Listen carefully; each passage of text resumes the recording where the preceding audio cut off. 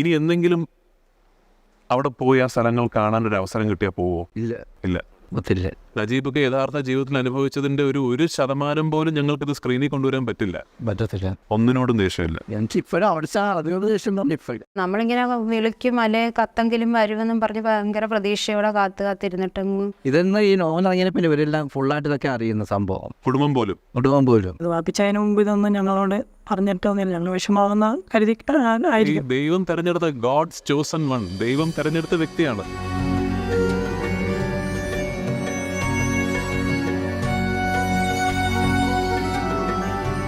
സിനിമയിൽ എൻ്റെ ഓർമ്മ ശരിയാണെങ്കിൽ 2-3 യഥാർത്ഥ കഥാപാത്രങ്ങളെ, ജീവിച്ചിരുന്നതും ജീവിച്ചിരിക്കുന്നതുമായ കഥാപാത്രങ്ങളെ ഞാൻ അവതരിപ്പിച്ചിട്ടുണ്ട്. ആദ്യമായിട്ടാണ് ഞാൻ അവതരിപ്പിച്ചൊരു കഥാപാത്രത്തെ ഞാൻ നേരിൽ കാണുന്നത്. അതൊരു നടനെന്ന രീതിയിൽ ഭയങ്കര ഒരു ദൈവികമായ അനുഭവമായിട്ടാണ് ഞാനതിനെ കാണുന്നത്.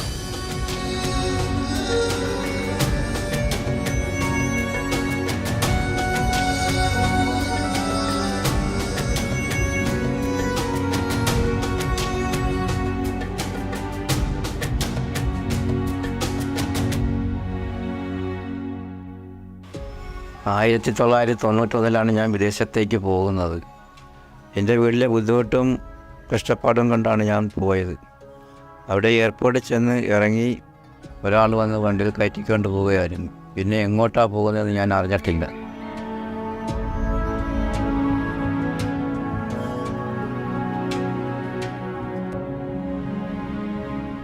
ഇപ്പോൾ ഏതാണ്ട് 14 വർഷക്കാരായി. 2008 ബ്ലെസ്സി ചേട്ടൻ ആദ്യമായിട്ട് എന്നോടെങ്കിലും നമുക്ക് ഈ സിനിമ ചെയ്യാം എന്ന് പറഞ്ഞ് വന്നപ്പോൾ ആദ്യത്തെ ചിന്ത, ഇതെങ്ങനെയാണ് ഞാൻ ഈ കഥാപാത്രത്തെ അപ്രോച്ച് ചെയ്യേണ്ടത്? ഞാൻ നജീബൊക്കെ വന്ന് കണ്ട് സംസാരിച്ച് നജീബൊക്കെ എന്താണ്, ആരാണെന്ന് മനസ്സിലാക്കണോ?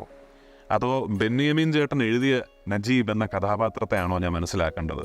അതിനി ബ്ലെസ്സി ചേട്ടൻ്റെ മനസ്സിലൊരു നജീബുണ്ട്, ആ നജീബിനെയാണോ ഞാൻ മനസ്സിലാക്കേണ്ടത് എന്നുള്ളൊരു കൺഫ്യൂഷൻ എനിക്ക് മുമ്പിലുണ്ടായിരുന്നു.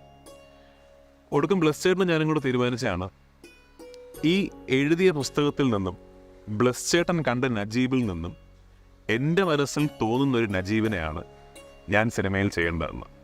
അപ്പോൾ ആ നജീബാണ് സിനിമയിലുള്ളത്. ഞാൻ ആ സങ്കല്പിച്ച നജീബും യഥാർത്ഥ നജീബും തമ്മിൽ എത്രത്തോളം അന്തരമുണ്ടെന്ന് എനിക്കൊന്ന് അറിഞ്ഞാൽ കൊള്ളാം. വ്യത്യാസം എന്തായാലും ഉണ്ടാകും, കാരണം നമ്മൾ 2 വ്യക്തികളാണ് അല്ലേ. നജീബൊക്കെ അനുഭവിച്ച അനുഭവങ്ങൾ ഞാൻ അനുഭവിച്ചിട്ടില്ല, ഞാനത് സങ്കല്പിക്കുക മാത്രമാണ് ചെയ്തത്. അപ്പോൾ വ്യത്യാസങ്ങൾ ഒരുപാടുണ്ടാവും. എനിക്ക് ആദ്യം ചോദിക്കേണ്ട ഒരു ചോദ്യം, കയ്യിലൊരു ഫോൺ ഉണ്ടായിരുന്നിരിക്കില്ല എന്നെനിക്കറിയാം, കാലഘട്ടം അതാണല്ലോ. അന്ന് അവിടെ എത്തിയപ്പോൾ കയ്യിലൊരു വാച്ച് ഉണ്ടായിരുന്നു. ഒരു വാച്ച് എൻ്റെ ഉണ്ടായിരുന്നു. പക്ഷെ അത് അവിടെ ചെന്ന് ഞാൻ ആ അനുഭവം ഈ ബെല്ലാം കണ്ടുവന്നപ്പോൾ തന്നെ എൻ്റെ ഈ മൈൻഡ് അങ്ങ് പോയി. അവിടെ ഒരു ഭീകരജീവിയെപ്പോലെ ഇയാളോട് നിൽക്കുന്നതും ഇത് ആടനിനാണ് കണ്ടപ്പോൾ തന്നെ എൻ്റെ ആ സ്വയബോധം കൂടുതൽ നഷ്ടപ്പെട്ടു പോയി. ഈ സിനിമയുടെ ഷൂട്ടിംഗ് തുടങ്ങിയിട്ട് കുറച്ച് കഴിഞ്ഞപ്പോൾ, മരുഭൂമിയിൽ ഷൂട്ടിംഗ് തുടങ്ങി കുറച്ച് കഴിഞ്ഞപ്പോൾ എനിക്കെൻ്റെ മനസ്സിൽ തോന്നിയൊരു കാര്യം, എല്ലാ ദിവസവും ഒരുപോലെയാണ്. എല്ലാ ദിവസവും രാവിലെ എണീക്കുന്നു, മരുഭൂമി വെളുപ്പാങ്കാലത്ത് ഒരുപോലെയാണ്, ഉച്ചയാകുമ്പോൾ ഇന്നലത്തെ ഉച്ച പോലെ തന്നെയാണ്, വൈകുന്നേരം ആകുമ്പോൾ ഇന്നലത്തെ വൈകുന്നേരം പോലെ തന്നെയാണ്. ഈ ദിവസങ്ങൾ മാറുന്നത്, ആഴ്ചകൾ മാറുന്നത്, മാസങ്ങൾ മാറുന്നതിനൊരു കണക്കുണ്ടായിരുന്നോ? ഒരു കണക്കുമില്ല. എനിക്ക് അതാണ് അറിയേണ്ടത്. സമയം മുന്നോട്ട് പോകുന്നുണ്ടോന്ന്. പിന്നെ അവർ അസ്തമിക്കുന്ന പോലെ ഉദിക്കുന്ന അസ്തമിക്കുന്നു, ഇത് മാത്രമേ ഉള്ളൂ.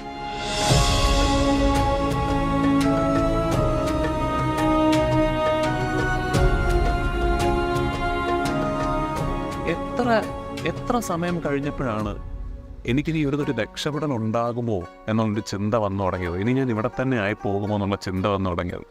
എനിക്ക് എൻ്റെ മനസ്സിൽ ഒരിക്കലും ഞാൻ രക്ഷപ്പെടുത്തണം എന്നുള്ള ചിന്ത മാത്രമല്ല എനിക്കുള്ളത്. രക്ഷപ്പെടുത്തില്ല അറിയാതെ പിന്നെ ഞാൻ ഈ വിളിക്കാനുള്ള ദൈവങ്ങളൊന്നുമില്ല. എല്ലാ ദൈവങ്ങളെയും വിളിച്ച് അവിടുത്തെ ആ ജീവിതത്തിനെക്കാട്ടി നല്ലൊരു മരണമാണ്. അത് ഒരുപാട് വട്ടം താഴെ കിടന്നിട്ടുണ്ട്. ഇതെന്തെങ്കിലും കടിച്ച് മരിക്കട്ടെ അങ്ങനെ എന്നിങ്ങനെ എണീക്കുന്നത്. പിന്നെ ഇരിക്കുമ്പോൾ നമ്മുടെ വീട്ടിലെ കാര്യം ചിന്ത വരുന്നത്. എൻ്റെ ഭാര്യ അമ്മയെ വരുമ്പോൾ 8 മാസം ഗർഭിണിയായിരുന്നു, പ്രസവിച്ചോ ഇരിയോ എന്നുള്ള ആ ചിന്തയാണ് മനസ്സിലാണ്.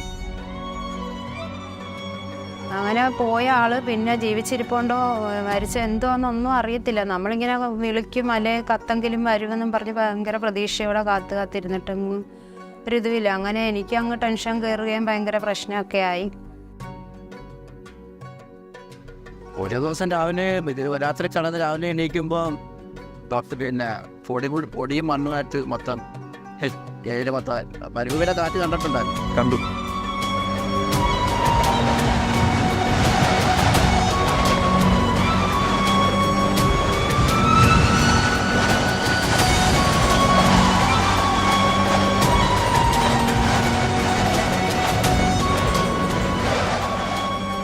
നല്ല ഉറപ്പുണ്ട്, ഞങ്ങൾ ഈ സിനിമ എടുക്കുമ്പോൾ നമ്മൾ അനുഭവിച്ചതോ ഈ സിനിമ കാണുമ്പോൾ പ്രേക്ഷകനിലേക്ക് എത്തുന്നതോ ഒന്നും നജീബൊക്കെ യഥാർത്ഥ ജീവിതത്തിൽ അനുഭവിച്ചതിൻ്റെ ഒരു ശതമാനം പോലും ഞങ്ങൾക്കിത് സ്ക്രീനിൽ കൊണ്ടുവരാൻ പറ്റത്തില്ല. പക്ഷെ എനിക്ക് ഇപ്പോഴും തോന്നുന്നത് അറിയോ, മരിച്ചു കളയാമെന്ന് പറഞ്ഞ് താഴെ കിടന്ന ഒരാൾ ഓരോ പുലർച്ചയും വീണ്ടും ഉടണമെങ്കിൽ ഈ കഥ പറയാൻ ദൈവം ബാക്കി വെച്ചതായിരിക്കും അല്ലേ? ലോകത്തോട് ഈ കഥ പറയാൻ വേണ്ടി ദൈവം ഒക്കെ ബാക്കി വെച്ചതാണ്.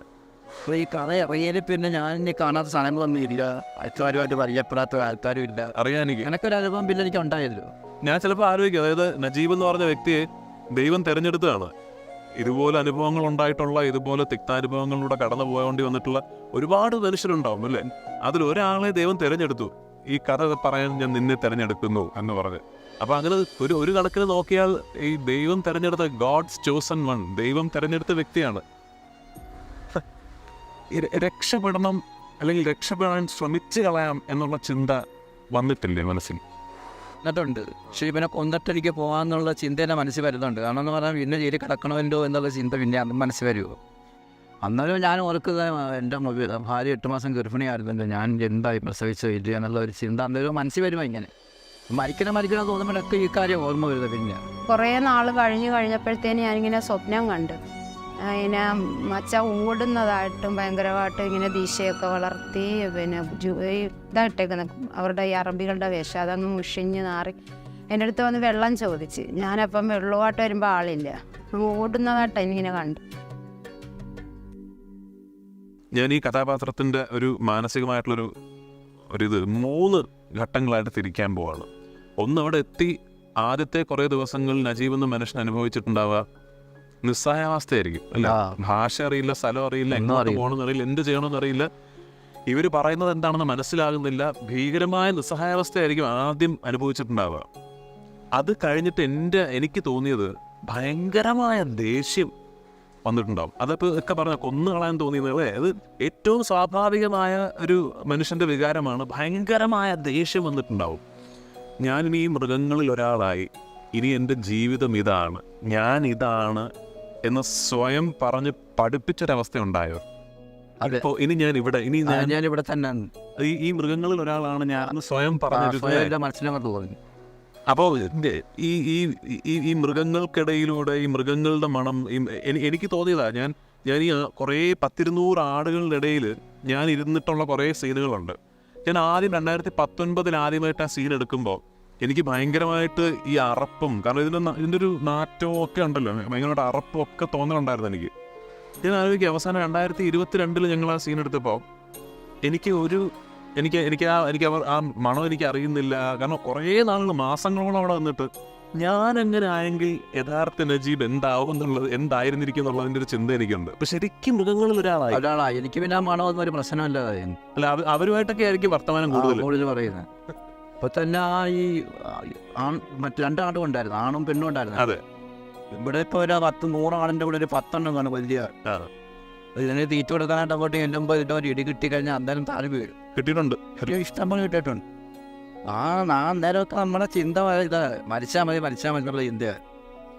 ഇങ്ങനെ എന്തെങ്കിലും ഒരു പരുക്ക് പറ്റിയാൽ അല്ലെങ്കിൽ ഒരു വൈയായിക വന്നാൽ അവിടെ എന്തായിരുന്നു ചെയ്യുന്നത്? എന്തും ചെയ്യാനില്ല. ഒരു പനി വന്നാൽ എന്ത് ചെയ്യും? പലിശ പോകും. അപ്പൊ ഈ അവിടെ ഉണ്ടായിരുന്ന ഈ കാലം മുഴുവൻ അങ്ങനെ ഒരു ആപത്ത്. എനിക്ക് ഇവിടെ നാട്ടിലെന്ന് പറഞ്ഞാൽ ഇച്ചിരി മഴ തന്നെ ഉണ്ടെ പനി പിടിക്കും. അന്ന് അവിടെ മഴ നനഞ്ഞിട്ടും ചൂട് നനഞ്ഞിട്ടും ഒരു പനിയോ തലവേനോ ഒന്നും വന്നിട്ട് അതിന് ദൈവം എന്നുള്ള അല്ല പറ, എന്താ അങ്ങനെ സംഭവം എനിക്കുണ്ടായി. അത് മാത്രമേ ഉള്ളൂ ഏറ്റവും വലിയ ഇത്. നാട്ടിലൊരു മഴ വന്നു പോയെങ്കിൽ ഞാൻ അന്നേരം പോയി. നാട്ടിലൊരു മഴ വന്ന പനി പിടിക്കുന്ന ആൾക്ക് ആ മരുഭൂമിയിൽ ഈ മണൽക്കാറ്റിലും ചൂടിലും തണുപ്പത്തും ഒരു പനി വന്ന ദൈവത്തിന്റെ കഴിവായിരുന്നത്.